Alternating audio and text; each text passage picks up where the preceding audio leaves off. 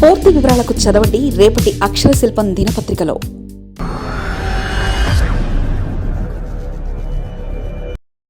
రూపాయి మరోసారి దిగజారిపోయి భారత ఆర్థిక వ్యవస్థపై మరింతగా ప్రభావం. డొనాల్డ్ ట్రంప్ భీకరంగా వాయిస్తున్న సుంకాలతో భారతీయ స్టాక్ మార్కెట్ నుంచి విదేశీ ఇన్వెస్టర్లు అవుట్.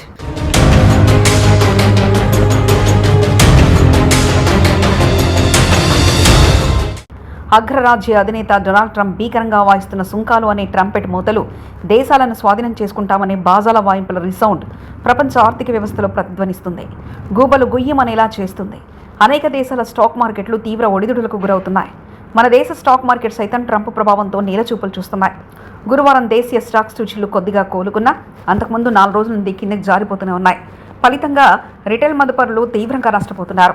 దేశీయ పారిశ్రామిక దిగ్గజమైన రిలయన్స్ షేర్లు సైతం తీవ్రంగా నష్టపోతుంది. గత 5 ఏళ్లలో తొలిసారి రిలయన్స్ షేర్ ధర పతనం వల్ల ఇన్వెస్టర్లు 2.65 లక్షల మేరకు నష్టపోయారు. అదే మొత్తం భారతీయ స్టాక్ మార్కెట్ పరంగా చూస్తే గత కొద్ది రోజుల్లో 10 లక్షల కోట్లకు పైగా మదుపరులు, పారిశ్రామిక సంస్థల పెట్టుబడులు ఆవిరైపోయాయని ఆర్థిక సంస్థలు వెల్లడించాయి. టారిఫ్ల పెంపు, వాణిజ్య యుద్ధాల హెచ్చరికలు ప్రపంచవ్యాప్తంగా ఇన్వెస్టర్లను భయపెడుతున్నాయి. మరోవైపు అమెరికాలో వడ్డీ రేట్లపై అనిశ్చితి కొనసాగుతుంది. ఫెడ్ రేట్లు తగ్గిస్తుందా లేదా అన్న క్లారిటీ లేకపోవడంతో పెట్టుబడుల ఈక్విటీల నుంచి బయటకు వెళ్తున్నాయి. భారతీయ స్టాక్ మార్కెట్ నుంచి విదేశీ ఇన్వెస్టర్లు తమ పెట్టుబడులను పెద్ద ఎత్తున వెనక్కి తీసుకుంటుండడం మార్కెట్ పతనానికి మరో కారణం.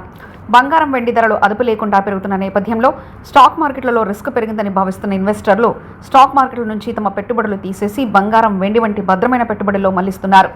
ఇవన్నీ కలిసి మన భారతీయ కరెన్సీ అయిన రూపాయిని తీవ్ర ఒత్తిడికి గురి చేస్తున్నాయి. నేలకేసి తొక్కేస్తున్నాయి. ఫలితంగా అంతర్జాతీయ విపణిలో రూపాయి మారకం విలువ ఎక్సైజ్ రేట్ ఆల్ టైమ్ కనిష్టానికి చేరుకుంది. అమెరికన్ డాలర్ రూపాయి మారకం విలువ 91.70 రూపాయలకు పడిపోయింది. గ్లోబల్ అనిశ్చితి వల్ల ఫారెక్స్ మార్కెట్లో రూపాయి పతనం ఇంకొన్నాళ్ళు కొనసాగే అవకాశం ఉంది. దీనివల్ల బంగారం, వెండి ధరలు మరికొన్నాళ్ళు పరుగులు తీస్తాయని ఆర్థిక నిపుణులు అంచనా వేస్తున్నారు. బుధవారం మధ్యాహ్నం ట్రెండింగ్లో డాలర్తో పోలిస్తే రూపాయి విలువ 91.745 స్థాయికి పడిపోయింది. దానికి ముందు రోజు ట్రేడింగ్ ముగింపు సమయంలో డాలర్ విలువ 90.9775 వద్ద ఉండేది. అంటే కొన్ని గంటల వ్యవధిలోనే భారీగా తగ్గిపోయిందన్నమాట. రూపాయి విలువ పతనావస్థపై పలువురు ఆర్థిక నిపుణులు మాట్లాడుతూ ట్రంప్ గ్రీన్లాండ్ వివాదం, జపాన్ బ్రాండ్ మార్కెట్లో అమ్మకాలు, రిస్క్ అవర్షన్ కారణంగా రూపాయి మరోసారి కొత్త కనిష్ట స్థాయికి పడిపోయిందని విశ్లేషించారు. ఈక్విటీ మార్కెట్ కూడా పడిపోవడంతో వరుసగా 6వ రోజు మార్కెట్లో నష్టాలు నడుస్తున్నాయని పేర్కొన్నారు. గత 3 నెలల్లో రూపాయికి అతిపెద్ద పతనం అన్నారు. ఈ పతనం 2026లో ప్రారంభమయ్యే ఆసియా కరెన్సీలో రూపాయి 2వ అత్యంత బలహీన కరెన్సీగా మారింది. ఏడాది ఇప్పటివరకు రూపాయి దాదాపు 1.98% నష్టపోయింది. జనవరి నెలలో ఇప్పటివరకు విదేశీ పోర్ట్ఫోలియో ఇన్వెస్టర్లు భారత ఈక్విటీ మార్కెట్ నుంచి సుమారు 33,000 కోట్లు ఉపసంహరించుకున్నారని ఒక స్టాక్ బ్రోకింగ్ సంస్థ పేర్కొంది. భారత్ అమెరికా వాణిజ్య ఒప్పందంలో జాప్యం, భారత్ ఎగుమతులపై అమెరికా అధిక టారిఫ్లు విధించడం, ముఖ్యంగా విలువైన లోహాల దిగుమతిదారుల నుంచి పెరిగిన డాలర్ డిమాండ్ రూపాయి పతనాన్ని మరింత పెంచిందన్నారు. రూపాయి మారకం విలువ పడిపోతున్న కొద్దీ మన దేశ ఆర్థిక బిల్లు అంటే బడ్జెట్పై భారం పెరుగుతుంది. మన దేశ ఇంధన అవసరాల్లో 85% వరకు దిగుమతి చేసుకుంటున్నాం. వీటితో పాటు ఎలక్ట్రానిక్, ఎరువులు, పంట నూనెలు సైతం విదేశాల నుంచి తెప్పించుకుంటున్నాం. వీటన్నిటికీ అంతర్జాతీయ మార్కెట్ నిబంధన ప్రకారం డాలర్లో చెల్లింపులు జరిపించాల్సి ఉంటుంది. ఇప్పుడు రూపాయి విలువ తగ్గుతుండడం వల్ల ఎక్కువ నిధులు వెచ్చించాల్సి వస్తుంది. ముడి సరుకు దిగుమతులు ఖర్చు పెడితే దాని ప్రభావంతో పెట్రోల్, డీజిల్, వంట గ్యాస్ పెంచక తప్పదు.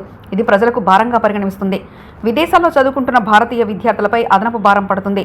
ఉదాహరణకు $50,000 వార్షిక ఫీజు చెల్లించడానికి రూపాయి మారక విలువ 80 ఉన్నప్పుడు 40 లక్షలు వెచ్చించాల్సి వచ్చేది. కానీ ఇప్పుడు మారక విలువ 90 దాటడంతో దానికి అనుగుణంగా 45 లక్షలు ఖర్చు చేయాల్సి ఉంటుంది. అంటే ఒక్కో విద్యార్థిపై 5 లక్షల అదనపు భారం పడుతుందనేది లెక్క. విదేశాల్లో చదువుకునేందుకు డాలర్లలో రుణాలు తీసుకున్న భారతీయులు వాటిని తిరిగి డాలర్లో చెల్లించాల్సి ఉంటుంది. అయితే ఇప్పుడు ఒక డాలర్ విలువ 91.74 పెరగడంతో 12 నుంచి 13% అదనంగా ఖర్చు చేయాల్సి ఉంటుంది. గతంలో రూపాయి పతనంలో ఏర్పడిన సంక్షోభాల కంటే ఇప్పటిది కాస్త భిన్నం. 2025లో డాలర్ బలపడడంతో ప్రపంచంలో అనేక దేశాల కరెన్సీలు బలహీనపడ్డాయి. కానీ ఇప్పుడు డాలర్ విలువ స్థిరంగా ఉన్నప్పటికీ రూపాయి విలువ పడిపోవడం చేటు చేస్తుంది. అంటే డాలర్ విలువ మారినా, రూపాయి విలువ మారినా దాని ప్రభావం మన దేశం మీదే పడుతుందనేది ఈ అనుభవాల ద్వారా తెలుస్తుంది. అయితే ప్రవాస భారతీయులకు ఇది మేలు చేస్తుందని అంటున్నారు. 2023 లెక్కల ప్రకారం ప్రవాసులు మన దేశంలోని $500 పంపితే 40,000 లభించేవి. ఇప్పుడు అదే $500కు 45,000 అందుతాయి. అలాగే డాలర్లలో ఆదాయం పొందే సంస్థలకు ఈ పరిణామాలు మేలు చేస్తాయి.